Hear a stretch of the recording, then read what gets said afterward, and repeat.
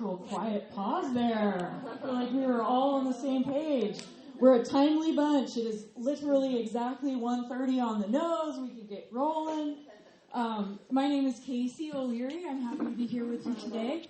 I guess I'm here sort of on behalf of the Snake River Seed Cooperative as well.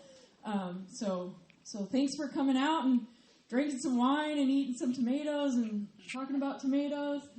We're gonna have some fun today. We'll do a little bit of, I don't know, we'll do it all. Lore, history, weird performance art, gardening tips, whatever, and then we'll finish it off with sending you home with some tomatoes of your own. So, future tomatoes of your own. But we'll talk about how you're going to get them from where they are today to actually where you can eat them.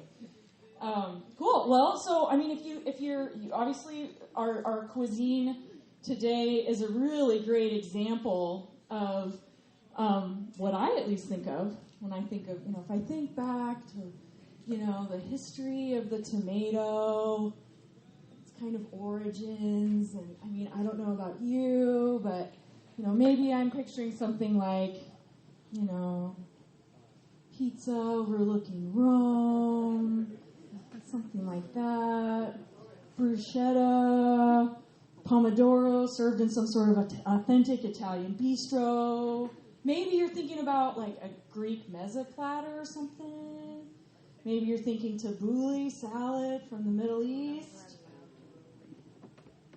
Turns out, might come as a shock, tomatoes are native to South America, to the Andes Mountains, actually, specifically. I know. Yeah. So the first tomatoes, we're talking, 10,000 years BC or whatever. We're gonna make you move a bunch today, a bunch. So yeah, hopefully you can see from there, and we'll shift you around too. Should we pull the whole thing over? Or you feel good? Okay. All right.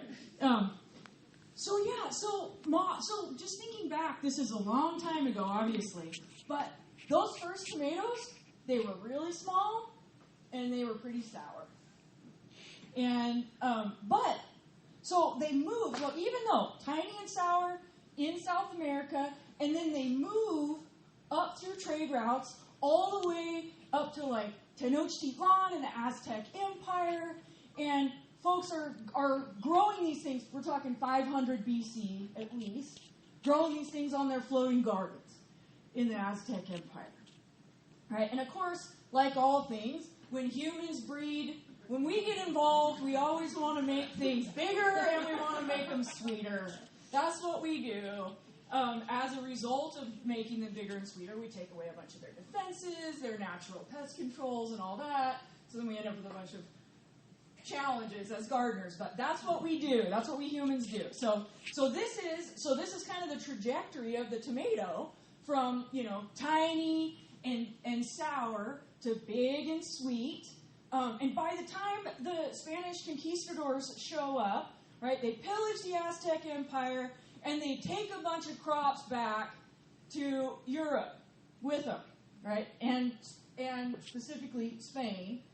And one of the things they take is the tomato. People are very skeptical at first of this fruit.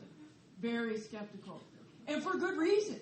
Tomatoes resemble another common European native, deadly nightshade. And then another one that's slightly less deadly nightshade. So, not surprisingly, they were nervous. And so, from mildly toxic to very toxic, real poisonous. Yeah. Booga booga.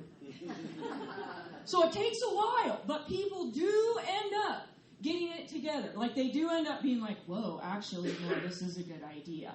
And so they start eating tomatoes throughout. Basically, they start in Spain, and then they spread over to Italy. The French pick them up.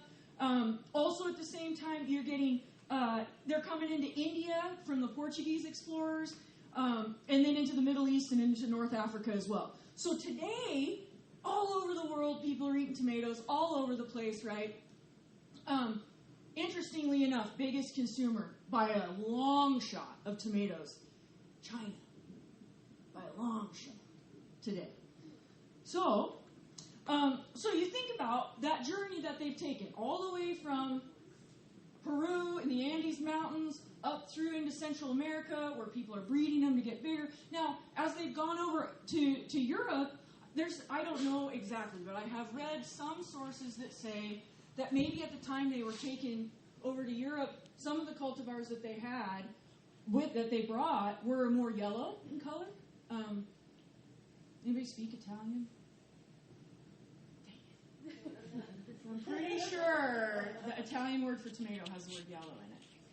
And that's why they think that. So, anyway, I can't say that for sure. Don't quote me on that. But I'm pretty sure. 'Cause I also, unfortunately, don't speak Italian and really need to get my act together. But anyway, so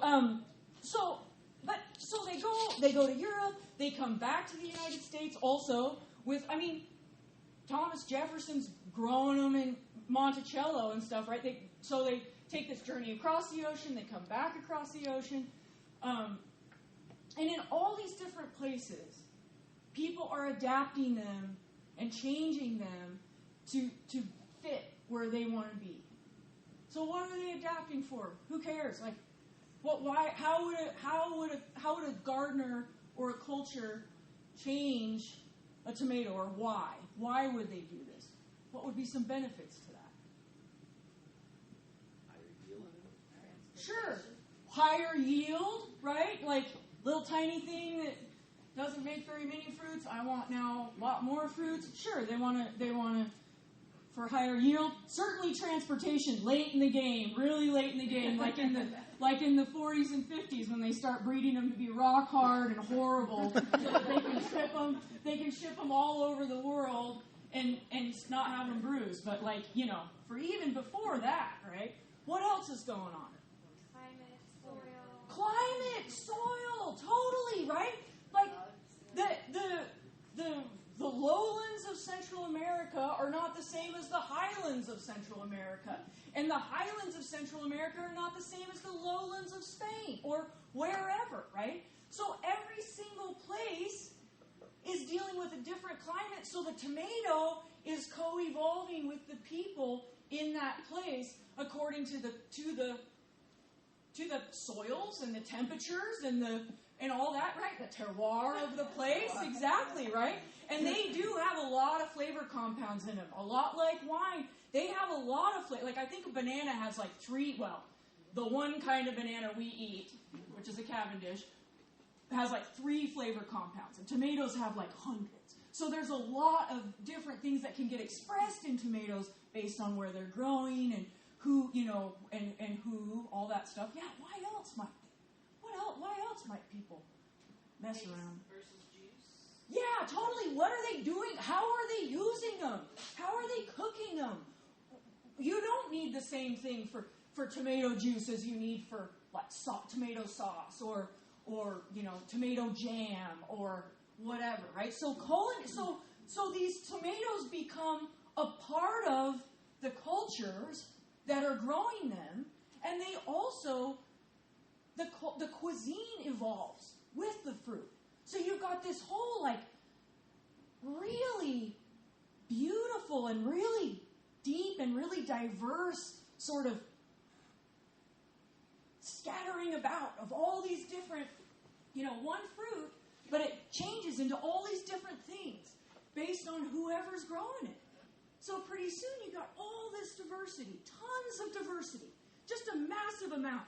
So I don't know if any of you are familiar with the Seed Savers Exchange. It's an organization out of Iowa that it has amateur seed savers. And this is all done by amateurs, to be clear. All this diversity, amateurs, not people in lab coats with gene guns and whatever.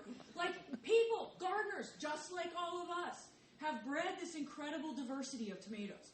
So, yeah, the Seed Savers Exchange, this was a few years ago. I looked up how many varieties people had listed in Seed Savers Exchange of tomatoes. 5,000 295 varieties, just listed in the Seed Savers Exchange, just by people who grow tomatoes and share them through Seed Savers Exchange. That's insane.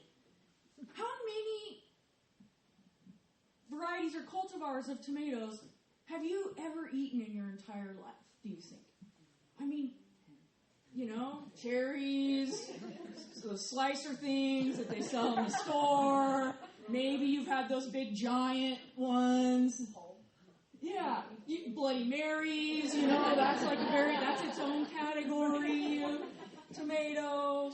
Yeah, so not that many, right? But the incredible diversity. Shape, size, color, flavor, juice to seed to pulp ratio, skin texture, whatever. I mean, just incredibly diverse.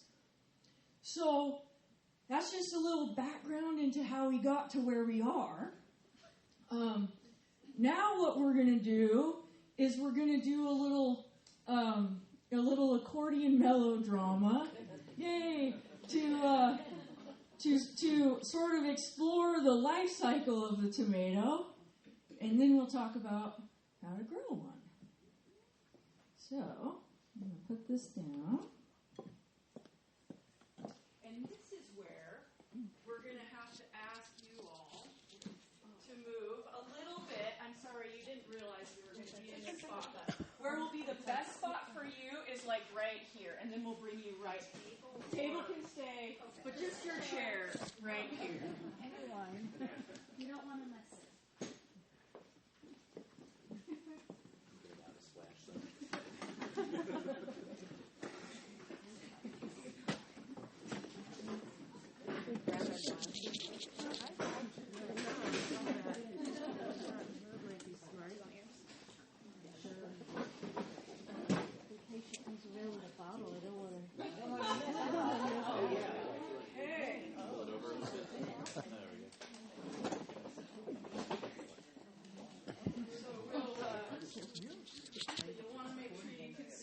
Thank you to you two for volunteering, Shauna and Cheyenne for volunteering to help me with this.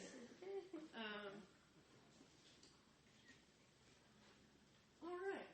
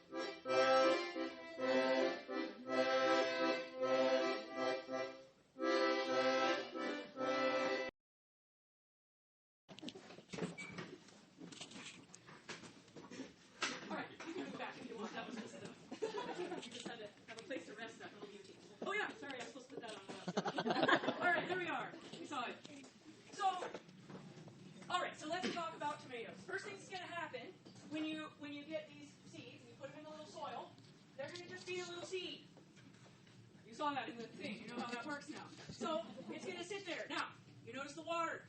They need water to sprout. So when you first plant them over here, you're going to plant them about 1/8 to 1/4 inch deep is all. Okay? About 1/4 inch deep. Why don't you want to stick them way down in the bottom of that pot? They're little. They're tiny. That seed has all of the it's a baby in a box with its lunch, essentially. That's how Florian says it, right? So there's a little baby in there, and it's in a box, a little seed coat. In the case of the tomato, the seed coat is very fuzzy. It's extremely fuzzy. And so it's in the fuzzy little box, and it has a little bit of lunch in there. But that little bit of lunch is keeping it alive right now. Even while we're hanging out, drinking wine, those little seeds over there in those packets, they're just breathing, being patient, hanging out. Oh, I'm not using the mic. Can everybody hear me okay? Yeah. Okay. So they're hanging out. They're happy. But if you start to put them in a warm place and put water on them, they will sprout. But if that little cotyledon has to come up an inch out of the soil in order to reach the sun and start photosynthesizing, it's not going to be very happy. It's a little tiny seed. It just needs to be a little bit underneath the surface of the soil. So you're going to plant it just a little bit under the surface of the soil. You'll notice that the soil today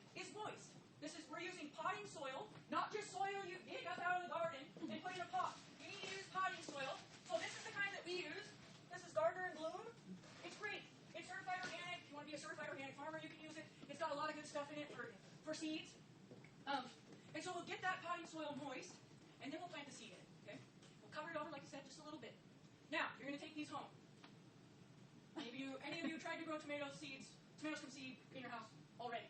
One person? Couple of you? Some of you? Okay, good. Some of you, actually about half of you. Good. You know what you're doing. Or not. And maybe that's why you're here.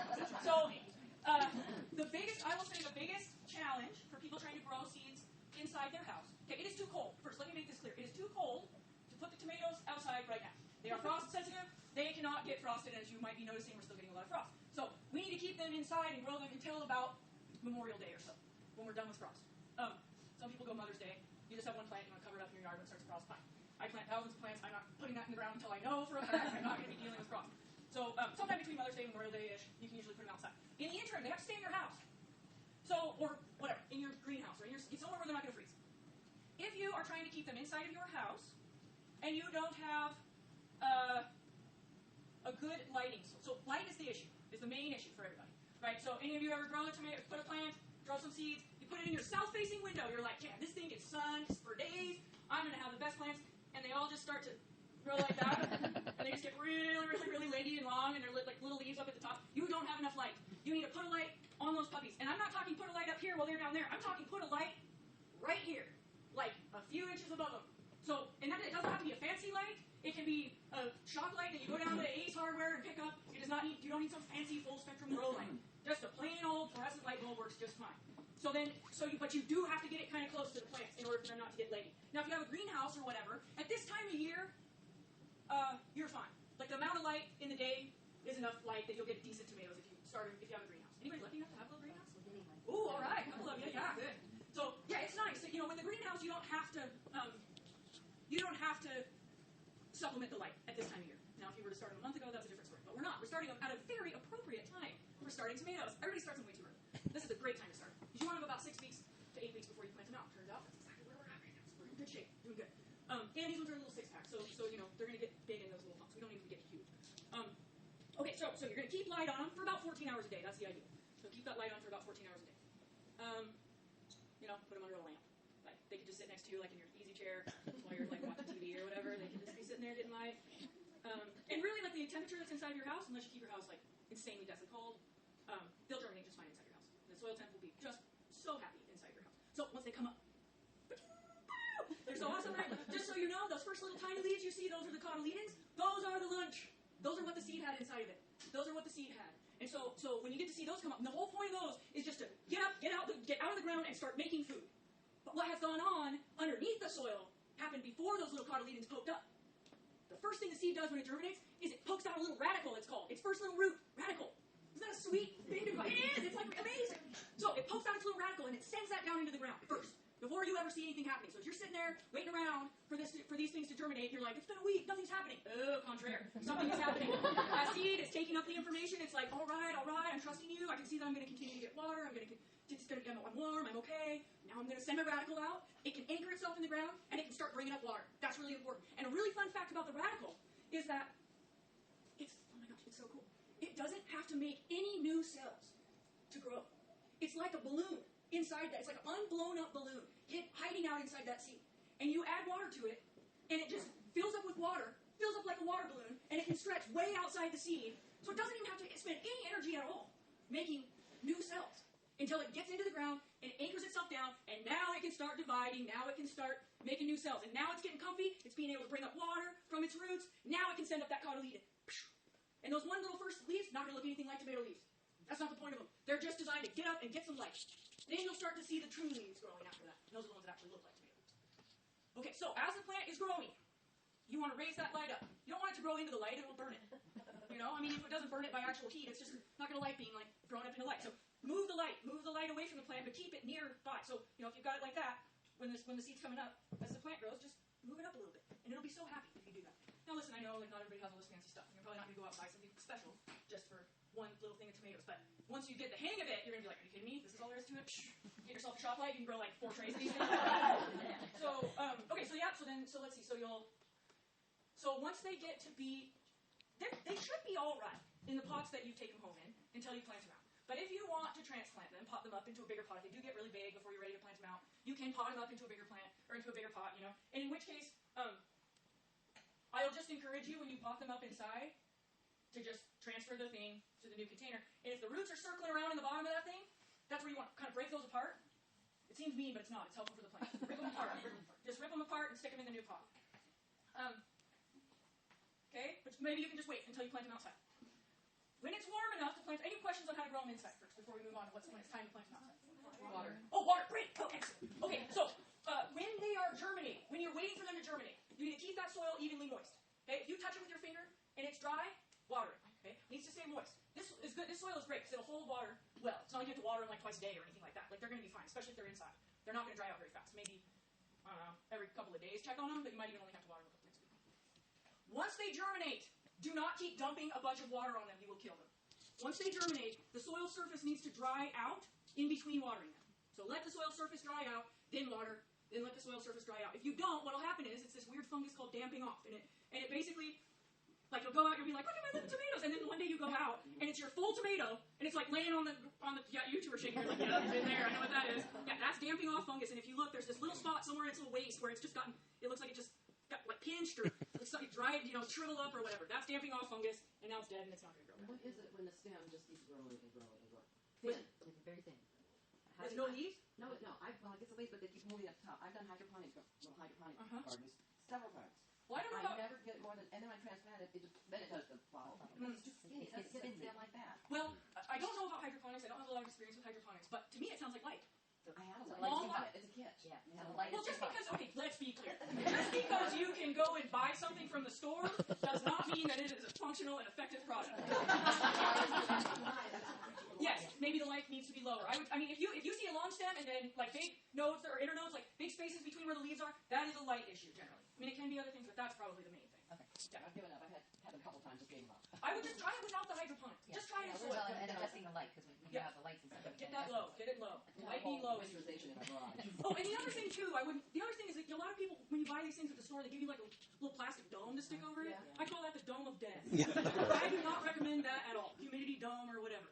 Just water the friggin' soil and let it germinate. It'll be okay. Oh no, it does not.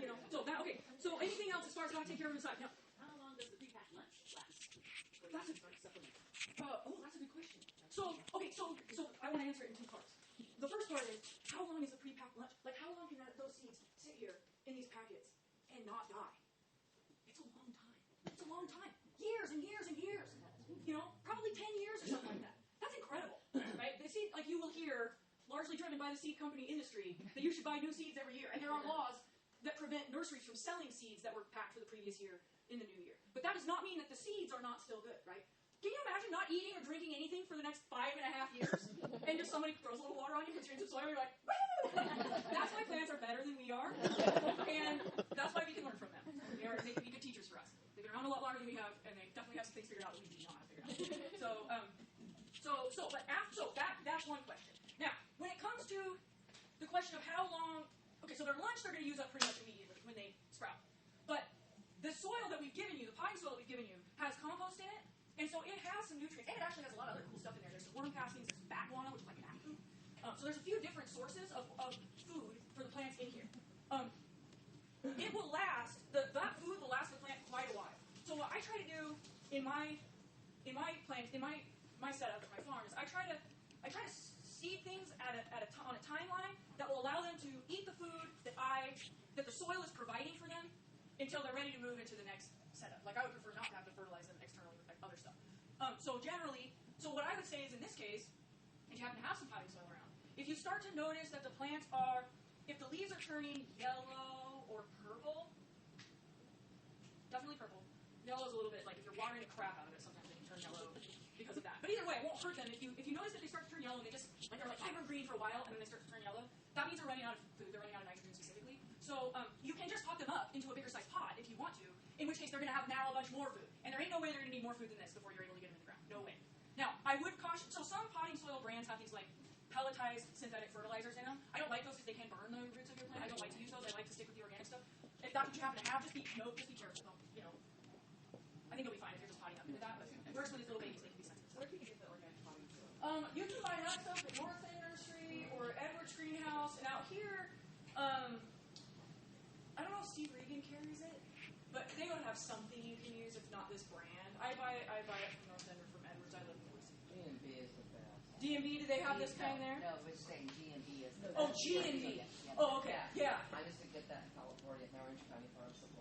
It's great. It is solid. Get it at North End. Yeah, it's great. But out here, I'm not totally sure. If you're living in the Caldwell, just Google, like, where is our vendor nearby? And then, but if you want to fertilize with, like, if you don't want to move them and you start to notice they're getting hungry, you can put other kinds of fertilizer in there. And I mean, I would just go to your local nursery and ask them what they recommend. Local nurseries are great resources. Highly recommend you go check them out. Yeah. In an ideal world, I think you'd be okay even if your plants get a little hungry between now and the time you get them outside. They'll be all right.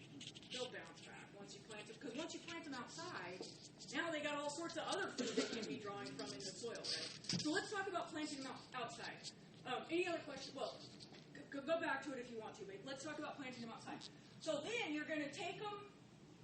You don't just take them from inside your house and walk them out and stick them in the garden and walk away. That's a bad idea. They are not. They need to become acclimated to being outside. If they were inside, they've been coddled.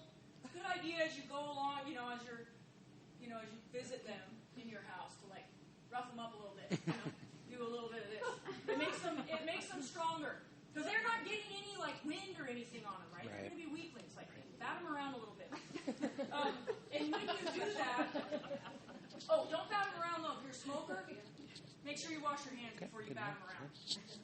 Because they have just tobacco and tomatoes are in the same family, and they can carry a mosaic virus that can transfer from your fingers into your tomatoes. So don't touch your tomatoes if you're a smoker without washing your hands. Okay, so when you're going to harden them off, they call it, or acclimate them, what you want to do is you want to take it outside for a few hours. Leave it outside for a few hours. I like to put them outside in the shade first for a few hours, half a day, whatever. Bring them back inside. Let us spend the night inside. Do that a couple of days, and then it'll be okay to actually put them out. Like if you do that 3 or 4 times, the 3rd or 4th time you do it, you can definitely put them in the sun. Make sure they don't get dry. Like obviously, if they're in the sun and they're in a black pot, the soil's going to dry up. So make sure they have water when you're doing that, but they can be in the sun. Just bring them inside and outside a couple times. Then you can take them outside and plant them in the ground. You can plant them. So when you plant them, tomatoes are cool because all these little hairs on their stems. I'll pass this one around and you can kind of look at it if you've never noticed them before. But all the hairs on their stems, those can turn into roots if they get buried. So you can plant them quite deep in the ground, which is nice because then their root system is deeper and they can be better able to survive drought, which is really important in our area. If you go on vacation for a week, everyone's sprinkler system stops working when they go on vacation for a week. That's like how it is. So if you go on vacation for a week and your tomatoes are planted super deep, they have enough roots they can probably hang. But you can bury them up past leaf. Like if I buried it up to here, that's okay. I can bury where this leaf is. I would just pinch this little leaf off before I put it in the ground, and I'd stick that leaf in the ground with the plant, give it a little extra of its own food. But you can kind of, if you want to pass it around, you can see those little hairs on there, and those will turn into roots. So when you do it, you want to dig a deep hole, plant them deeper. And I like to, you don't have to do this, but I like to put a little eggshells in my, crushed eggshells in the holes in my tomato plants. That helps add some calcium. And we can talk a little bit more about calcium in the soil and what it does for plants. But I like that when I plant them. I like to put little eggshells in if I have them. If I have a little compost around, I might throw compost into the hole. If I don't have any of those things, I just plant it in the ground. And then it's really important when you plant them in the ground, when you transplant anything, it's really important that you give it a really thorough drink of water. What that does is it helps the soil settle around the roots of the plants, and it gets rid of large air pockets that can cause it to dry out. So you want to water them thoroughly when you plant them.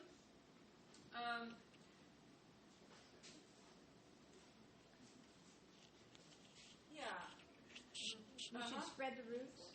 Spread the roots out? Yeah, if you see those roots all circled around in the pot, rip them apart, definitely. If you can't see the roots circling around in the pot, it doesn't matter. You can, it won't hurt them. Yeah.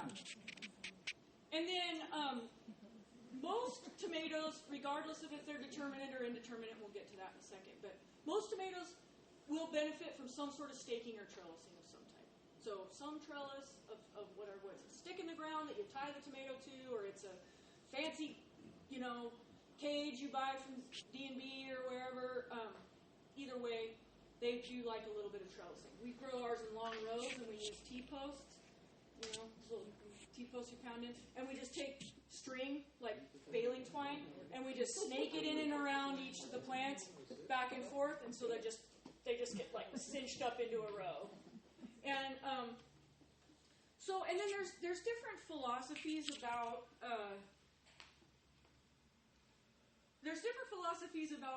whether you should prune your tomatoes. I don't prune mine. Those of you who have moved here from wetter places definitely had to prune your tomatoes because they are very disease prone, like we've talked about. When we bred them to be big and sweet, we get rid of all their defenses that they can, naturally protect themselves with. So they can be susceptible to like blight and stuff like that if they're not pruned well. But here we get so much sun and it is so dry that I tend to find that I would rather have them. I would rather have them, I would rather have more leaves shading my fruit than I would have less branches and whatever the reasons people prune. So I don't prune my tomatoes. Other people sometimes do. Now, if you're growing them in a big greenhouse, that's a whole other thing. Anybody going to grow, like, vertical greenhouse tomatoes? Anybody into that? Where you grow a vine that's, like, 75 feet long or whatever?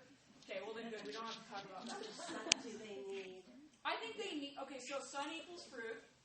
They need at least, I would say 6 hours, at least. Yeah. If you have less than that, you probably won't get a lot of fruit. Yeah. But they can handle full sun. Everybody here, including us, would prefer some afternoon shade in the middle of the summer, right? Tomatoes are the same, but they can be in full sun, full sun. Okay. Yeah. Can you talk about container? Sure. Yeah, you can do the same exact thing. Yeah, you can do the same exact thing that we're talking about, and plant them into a pot instead of planting them into the ground. How deep do you need? I would use the biggest pot you can use. The bigger the pot, the more food they're going to have, and the less they're going to go through a lot of like wet dry cycles. Like the bigger one you have, the bigger tomato you're going to get. But we will talk about times that are better for pots too. Yeah. Grow bags work too. Yeah, grow bags, pots, whatever. Yeah, absolutely. Grow bags are basically like pots that are, canvas. Yeah, and those work really well too. I know you might get to this, but I always have questions about spacing, like in a raised garden bed. Yeah, great. So, 24 inches apart.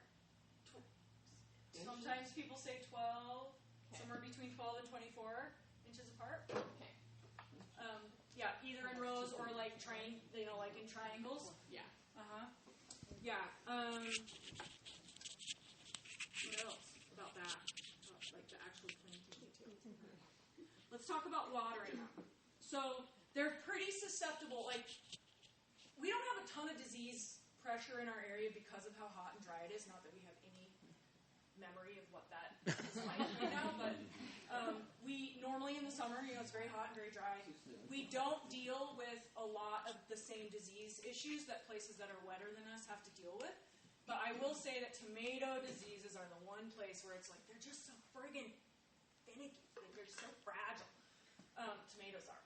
But so generally the rule is to not overhead water them if you can. That will help you to not experience as many problems. So if you have a sprinkler system, I would recommend doing them on drip if you can, doing drip lines. If you are just watering with a hose or whatever, that's totally fine. Just water around the bottoms. Don't spray over the top of them.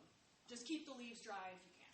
And if you have to water overhead, don't water them at night, like in the middle of the night when the water's going to sit on those leaves for a long time. Maybe do it like early morning so that the water will dry off the leaves pretty quickly. Don't water in the middle of the day. I mean, don't water anything overhead in the middle of the day. That's a horrible idea for many different reasons.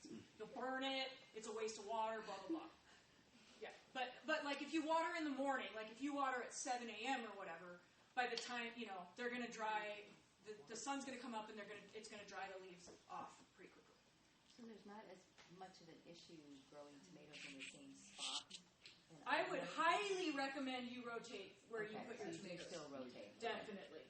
If you have any sort of soil-borne disease, you put and that's anything in the Solanaceae family. So don't plant eggplants there, don't plant potatoes there, don't plant tomatillos there, don't plant peppers there. Like all that same stuff, you want to move. It's always a good practice to rotate crops by family. And tomatoes are very disease prone, so they're one of the ones I always move. I do not plant Solanaceae family crops in the same bed every year. Like how far from the original spot? Oh, it doesn't. I mean, if it's in the soil or in a raised bed. Raised bed. Next one over is fine. Okay. So is some of that because of the food that gets depleted over the season? So yeah, I mean, if we want to go there, yes. So the reason we're talking about it for the main reason is you've got to move them so that they don't. Diseases that are in the soil that can transfer from one crop to the next, if they can live over the winter or whatever, you could just spread the disease to the next crop. So it's a good practice for like disease control in an organic setting. But yes, different families use different things in the soil, and a lot of times the same crops that are in the same family use the same stuff. So if you move them around, they'll either take out of the soil different things, or they'll put back into the soil different things. Some of them have really deep, some families have crops that have really deep roots that can mine minerals and stuff from far down in the soil and bring it right up to the surface and leave it there. Super nice. Some of them are like in the legume family. They'll actually fix nitrogen and give nitrogen to the soil. I mean, there's all sorts of cool stuff. So yeah, it's a good practice to rotate for several reasons, not just for disease control, but also for like nutrition. Yeah. Let's see. So, okay. So now we've talked about how to plant them. We've talked about how to water them. We've talked about. Let's talk about what happens when they start to flower. Okay. So this might be news to some of you. Hopefully not, but. So the flowers are where the sex happens, and the sex are how the babies are made. Okay? So in order, and the babies are our friend the tomato is a swollen ovary. Okay? Our friend the tomato is a swollen ovary, and the whole point of it is to hold the ripening seed babies. This tomato is not going to put all this energy and that's a very costly thing for this thing to make. It doesn't do anything for the plant. It's not photosynthesizing, whatever. It's not feeding the plant. It's a succubus. Those of you who are mothers, you know what I'm talking about. Taking from this is the whole point of it. Is not so we have big tasty fruit to eat. It's so that the seed babies have a safe and nutritious place to ripen. So, if your plant is getting massive and you haven't seen any flowers, like we're talking, if it's like, I don't know, you plant this thing in the end of May, it's like end of July, and you got a plant that's huge and it's not flowering, you don't see any flowers. Two things might be happening. One is it's in too much shade. Sun equals fruit. Right, so maybe you got it planted in too much shade. Probably got to cut down the tree that's right next to it. It's like where you got to go from there. Or you get the divorce, but you're going to have amazing tomatoes. And then, so maybe too much shade. The other thing is maybe you put a bunch of Miracle Grow in there. Don't do that. I'll just save you that right now. Do not fertilize a bunch with some weird synthetic fertilizer if it's full of nitrogen. If the plant gets a bunch of, they're like nitrogen pigs. They're just, if there's nitrogen in the soil, they'll be like, woo, I'm just going to take that, and I'm not going to think about anything else. I'm just going to get nitrogen. Woo, woo, woo. And nitrogen makes leaves. It does not. Phosphorus, potassium, there's a bunch of other stuff that goes into making the fruit. Nitrogen makes leaves. So don't dump a bunch of weird synthetic fertilizer in there. Just put some compost on the surface, you'll be fine. And not a lot. Like, don't put a lot on, just like a little bit. A little dusting. But as they start to flower, so some things that go on, so basically they flower, then they have to get pollinated. Okay? So most plants need some help pollinating themselves. Right? Most plants need like a bee or wind or something. Tomatoes, not like that. They can take care of themselves. They have the male parts and the female parts inside the flowers, and they can just get the job done themselves. Amazing. No outside help. Now, bumblebees, though. Bumblebees can do this amazing thing called buzz pollination, where they'll go up and they grab onto the corolla of the flower, and they vibrate their body to the tune of middle C. I'm not kidding. And the tomato will shed its pollen on the bee. And so the bumblebees can be of assistance. If you're not getting a lot of fruit set, but you have a lot of flowers, you can go out there and knock them around a little bit. It might help. Wind should, knock it around a little bit anyway. The male and female parts are inside that closed yellow flower. I have a picture. I don't have a picture of that. I could go back to this one here. These purple ones look the same as the tomato flowers look just like this when they're yellow, right? So anyway, the reproductive parts are like inside of that little fuse thing, and they just get the job done in there. And then after they're pollinated, then that pollen grain, it basically it germinates, and it grows a tube down into the style of the female flower, and then the sperms swim down in there and fertilize the ovules, and they become the seeds, the babies. Seed babies. And while those seed babies are ripening, that's what makes that ovary swell up to hold those seed babies. So you just ate a lot of swollen ovaries today. Not just your tomatoes, you had a bunch in there. Cucumbers, peppers. There's no such thing as a mozzarella plant, unfortunately. Wouldn't that be amazing? Oh my gosh. But all that swollen ovaries. The whole point of that is just to hold on to the seed babies while they ripen. So if you're not seeing, one thing that can happen in our area is we'll get, it'll get really, really, really, really hot right around the time that our tomatoes are trying to pollinate themselves. And so if that happens, you'll see if you start to get a lot of flowers and no fruit. Like the flowers there, and then they just fall off and you don't get fruit. It might be too hot. And you just gotta wait until it's not hot enough. And one thing we've definitely noticed certain varieties that we carry at Snake River that seem to flower early enough that they do the pollination before we generally get some weird hot spell. But who knows? I mean, climate change is nuts, right? So who even knows?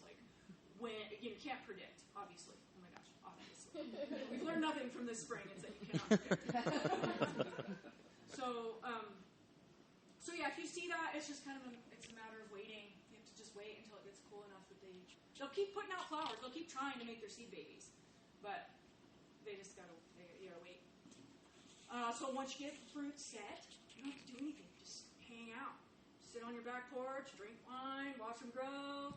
Then it's time to harvest them. You harvest them. I do want to talk to you about how to save seeds out of them, because then you're going to be like, oh my goodness, I just had kids. Yeah, I want you to be able to take these one plants home, and I want you to be able to have seeds for the rest of your life. Never have to buy a single seed again. You didn't know. You were like, I'm paying how much to be here? This is incredible. I'll walk out of here, never have to buy another tomato packet again. Oh my gosh. That's $35 you ever spent. And you got quiet. Oh my gosh. Okay, so let's talk about how to save them. So first off, if you start with an open pollinated variety, the seeds will generally grow true to type.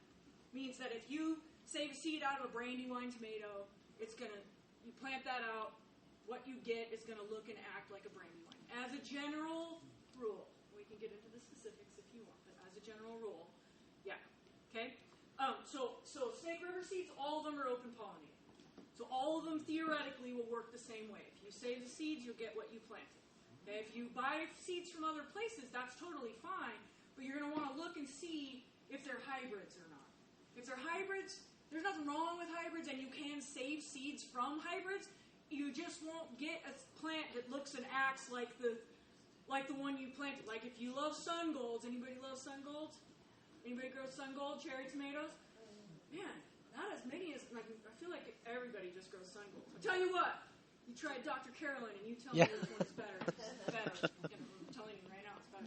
But anyways, sun golds are hybrids, but everybody loves sun gold. So we've often tried to see if we can't figure out how to breed an open pollinated sun gold, in our work through Snake River. And it's like, yeah, I'll plant them out. Some of them will end up red, and some of them will end up yellow, and some of them will end up orange, and different sizes and whatever. So they're not.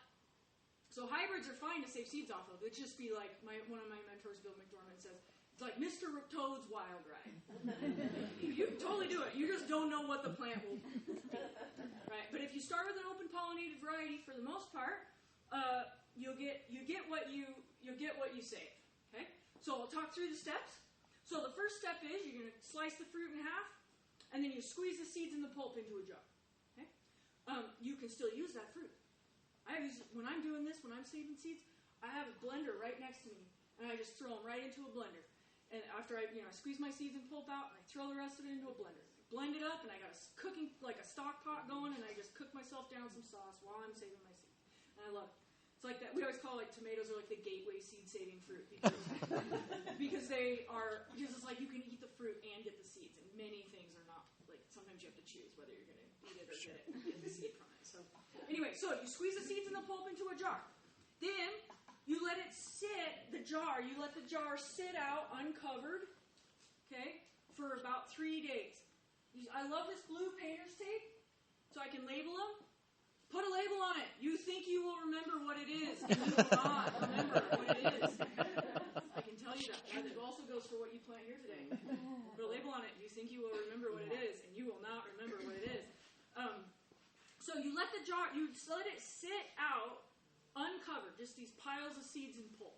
Just let them sit out uncovered for about 3 days. And as that happens, it starts to get this gross mold kind of white, bubbly, gross, crusty stuff on the top. That's its fermenting stage. Okay? So as it's fermenting, why would you want to ferment a tomato seed? Like, who cares? Fermenting. It's weird. And it's a great topic for where we are right now.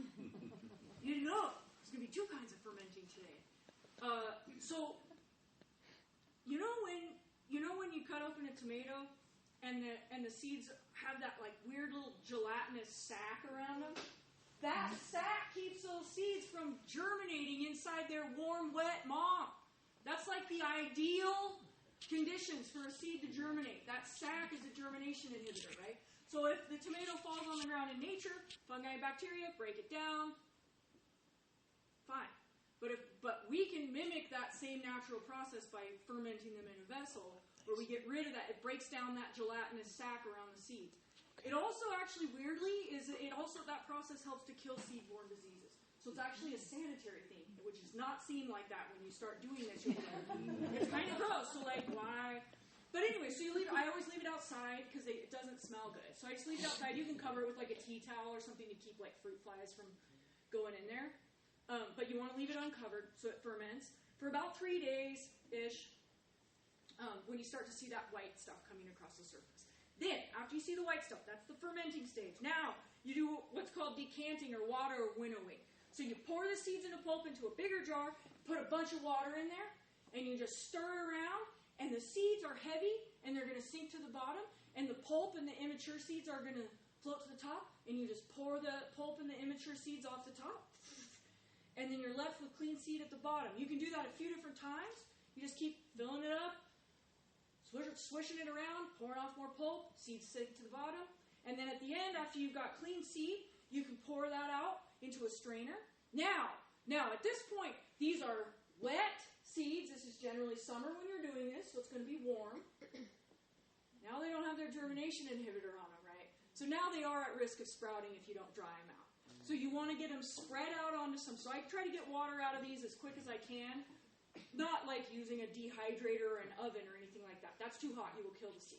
But just like out in ambient temperature, what I'll do is like after I put them into a strainer, I'll like take a towel or something and wick the water out of the seeds from the bottom of the strainer, dump it out onto a plate, spread them around, stir them around every day and break them apart so they don't stick together. And then they'll just dry out. And don't put them onto paper plates when you do that because they will stick to the plate. Right. So like put them on glass or ceramic or something like that. Just let them dry, stir them around, pie plate or whatever. Let them stir them around, and then once they're totally dry, usually I'll give them like about 2 weeks usually for them to be really good and dry. And then I can put them in whatever I'm going to store them in. Glass jar or little packet, Ziploc bag. Yeah, you want to just make sure they're good and dry if you're going to put them into something that doesn't breathe like glass plastic. jar might be better. Yeah, glass jar or a paper bag, little foil envelope. The seed packet that you bought the tomatoes in that you're never going to have to buy again. And I was going to tell you something. Is it something that you can do all of this in a greenhouse? Is that the best place, or is it too moist in the summertime for? Yeah, I would do this more like outside. Okay. Yeah, greenhouse might get too hot in the summer unless it's temperature controlled. But most of our greenhouses are not temperature controlled in the summer. Small, so. Yeah, it'll be like 7,000 degrees. You won't want to be in there, neither will your seeds. So do you store them in a cool place, like in a refrigerator? I don't store them in the refrigerator. So hot and humid are the two enemies of seeds, right? And a refrigerator is humid, right? So I store them in a closet. In a what? In a closet. Oh, yeah. Don't put them like in your garage where the temperature fluctuates. Don't put them on the dashboard of your car. But like the pantry might be good. Yeah, pantry. Just I like closets. They're dark. They're cool. Room temperature is fine. Like anything above about 90 degrees is not great for them to store. Okay. And then you don't want them to be in the sun. Like you don't want the light is not good for them either. But the humidity is tough, and a lot of people here to put them in the fridge, and I don't like that. I feel like they don't store as well in the fridge as if they were just dry. Just keep them dry. Let's see. I think that's all I want to talk about there. Okay, so you're ready. How do you know which variety to choose? Let's talk about a couple things. Determinate versus indeterminate. Okay? So these are the two kind of big categories of tomatoes. So determinate means the plant grows to a certain size and it makes a big crop of tomatoes all at once and then it's done. Indeterminate, it keeps growing, both leaves and making flowers and making fruits all summer until frost. So tomatoes are technically perennials, like in Central America where they are domesticated. They'll just grow year round. We get too cold here, so we treat them as annuals here. But technically, if you had them in a pot, you brought it inside, it could keep. If you had the right lighting, it could keep going. Yeah. So and in that case, if you wanted to do that, you should choose an indeterminate kind because the indeterminate's going to just keep growing and making fruit. Okay. Indeterminate's generally bigger plants. Determinate's generally smaller plants. So if you have a small space, a container, determinate plant can be a good choice for a small space. Indeterminate plant, you can still grow indeterminate plants in containers. They're just going to get a lot bigger. Let's see here.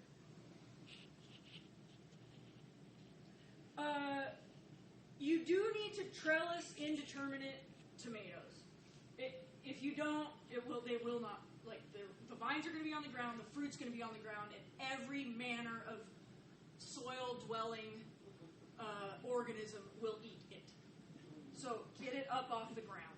And determinates, you technically don't have to trellis them, but they will do better with some trellising too.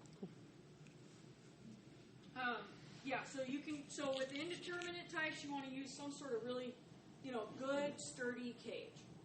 I just wanted to show you this picture because, there are a lot of people who do greenhouse growing of tomatoes, including some really great farmers in this area. that grow hothouse tomatoes. And this is how they do it. So they're always using indeterminate, obviously, right? And they'll just keep them. And they do prune them, so that they're pruned up, and they just keep them going. And they'll even they'll get to the top of a greenhouse, and they can lower the vine back down again and start it over from the. It's wild. It's wild. Yeah. So, but because we're not, talking about commercial greenhouse space, we're just talking about home garden. We're gonna that's for next year. We'll all get into that next year. I'll join you there. I have not gotten into that yet either. There's so many different versions of what types of tomatoes are out there, and I am not an expert on this, and so I'm going to share with you what I would call some types of tomatoes, but there's so many different, depending on what country you're in, they categorize them differently and whatever. So I'll just run through some of my favorites, because you guys are going to be getting a chance to take some, so I want to tell you about some that I really love. So cherry tomatoes, also grape tomatoes and pear tomatoes, I think all kind of fall into the same category. They're little. Come over here if you want to. Just go wherever. These people look nice. Face.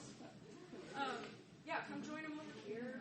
Go ahead. I mean, you want to be able to read this stuff. Yeah, go ahead. Good. That'll give me a chance to take care of it. And by the way, we just saying if you want more wine, you can come and grab another glass, purchase a bottle, or things like that. So feel free to come up. Don't let your glass be empty if you don't want it to be empty. All right, so cherry tomatoes are little, round, or weird, or pear shaped, or whatever. Sometimes different shapes, but small and generally very sweet and good for fresh eating snacking. Right? We all know what a cherry tomato is. So a couple of my favorites: Dr. Carolyn, hands down my favorite. Freaking love that tomato. I put it up against any other cherry, any hybrid, any fancy, newfangled, whatever. Oh, it is so good. It is so good. Black cherry I love. It's got a really rich, deep flavor. Lemon drop I love. It has a little tang to it, as you can imagine. I really like that one.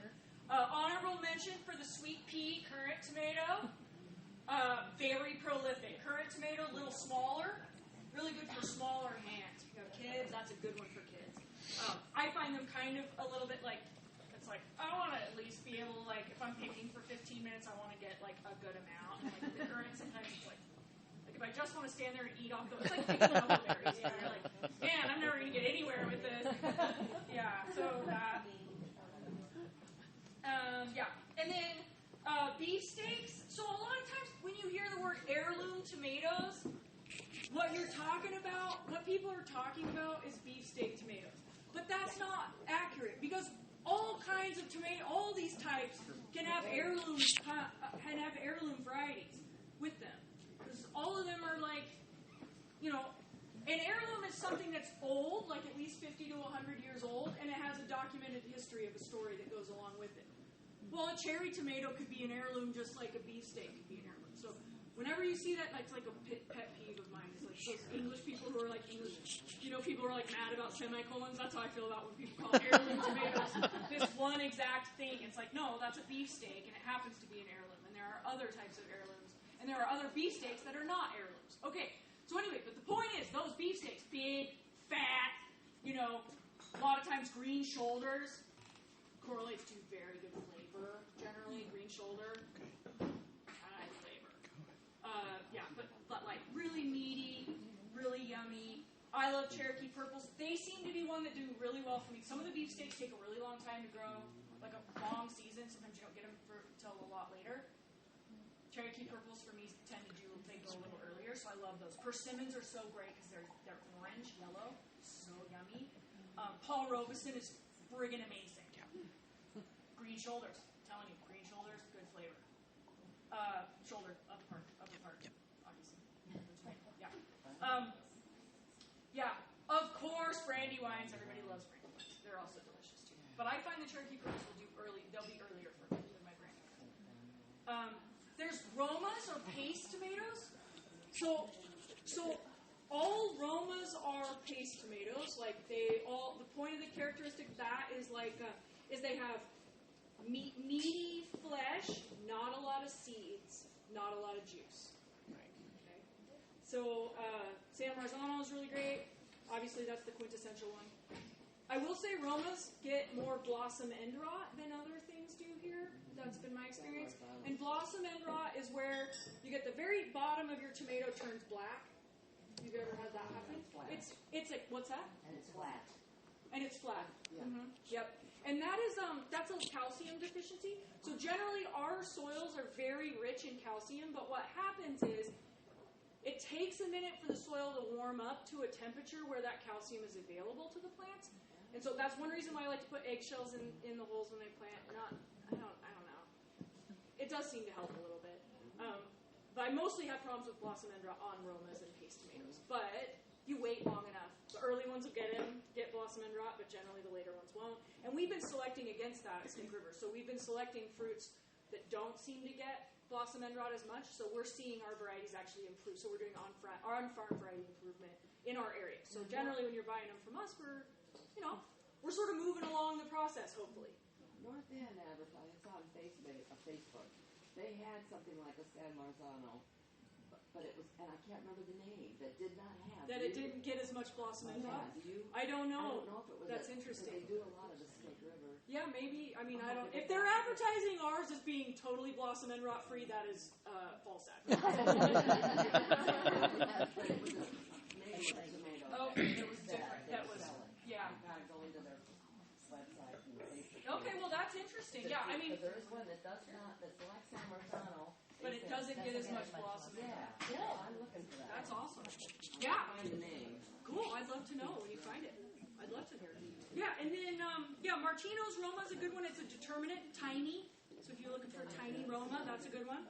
Amish paste is massive and whatever. And then I'll mention a couple of oddball ones. Corda Capra, everybody's favorite. Everybody loves this one. It's so good. It's an ox heart, kind of like huge, beefy fruit. Not very many seeds, which is annoying from a seed saving perspective, but very good for you as a culinary perspective. And I love these Holy Myrrh Bearer too. Weird name, velvety, just like unbelievably velvety. They're so good. Like I cannot recommend that one as much. And then there's like slicers, round red. Everybody when everybody thinks of a tomato, that's all anybody wants. Round red slicers. So here's a few choices. Oregon Spring, that's one I found does really well for that like early flowering, early fruit set. Payette's one that's bred by the University of Idaho, which is interesting.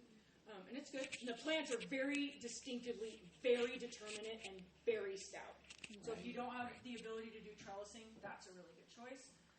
Moscow's just a good kind of all-around, all-purpose one, also Idaho bred.